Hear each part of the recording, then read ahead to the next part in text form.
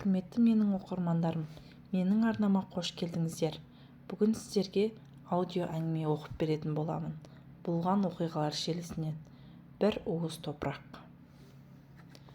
Бейіт басынан ештеңе алмаңыздар. Сонау 1996 жылдары Шалқар ауданынан біз Ақтөбеге көшіп келдік.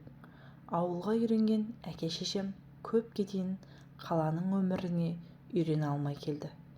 Шешем базарға барса, кешке дейін адасып әрең табады. Әкем 5-ші қабаттан түспей, үнемі терезеге телміріп отырды.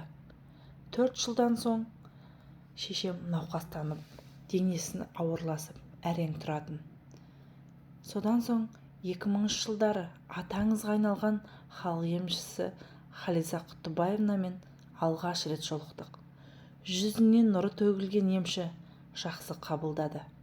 Шешемнің бет ажарына қарап тұрып, апа, үйде ауылдан келген сұр чемодан бар екен.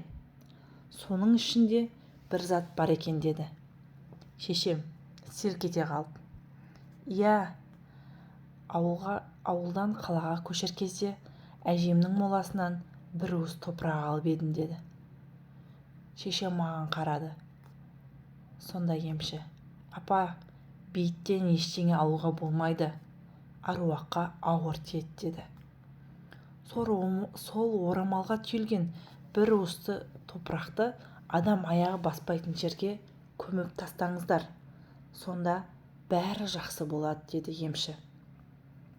Шешем уақыт өте келе ауруынан сауығып, құлантаза айырылды.